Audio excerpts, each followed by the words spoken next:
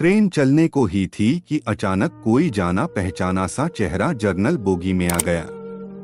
मैं अकेली सफर पर थी।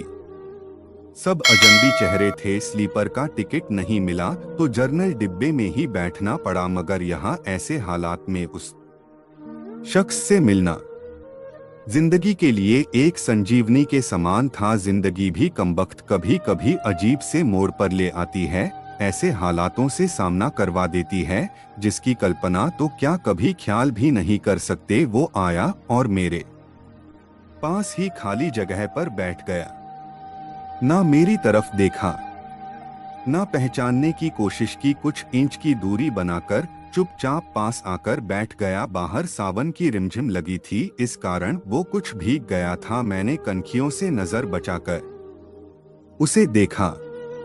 उम्र के इस मोड़ पर भी कमबख्त वैसा का वैसा ही था। हाँ, कुछ भारी हो गया था मगर इतना ज्यादा भी नहीं। फिर उसने जेब से चश्मा निकाला और मोबाइल में लग गया। चश्मा देखकर मुझे कुछ आश्चर्य हुआ। उम्र का यही एक निशान उस पर नजर आया था कि आंखों पर चश्मा चढ़ गया था।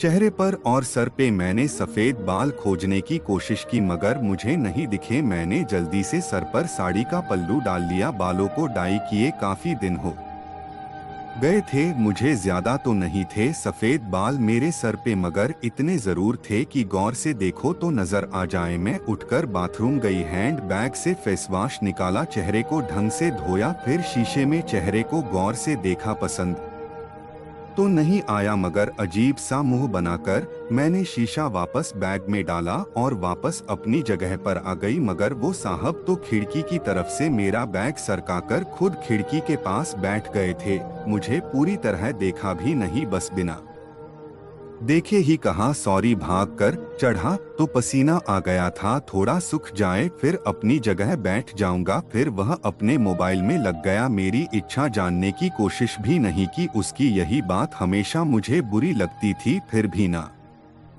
जाने उसमें ऐसा क्या था कि आज तक मैंने उसे नहीं भुलाया। एक वो था कि 10 सालों में ही भूल गया।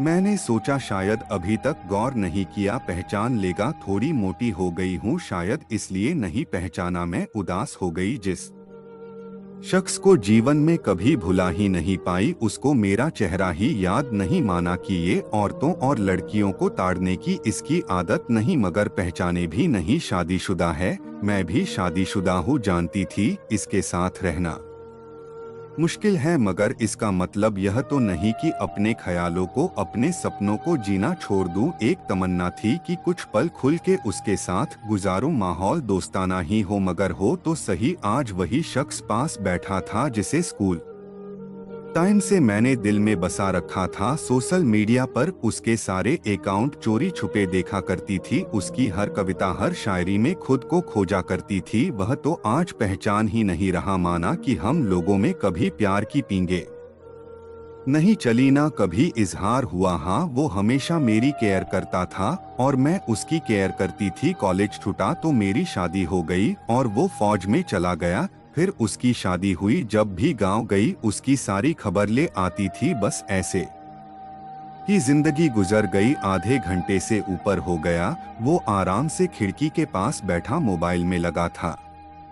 देखना तो दूर, चेहरा भी ऊपर नहीं किया। मैं कभी मोबाइल में देखती, कभी उसकी तरफ। सोशल मीडिया पर उसके अकाउंट खोलकर देखे, तस्वीर मिलाई, वही था। पक्का वही, कोई शक नहीं था।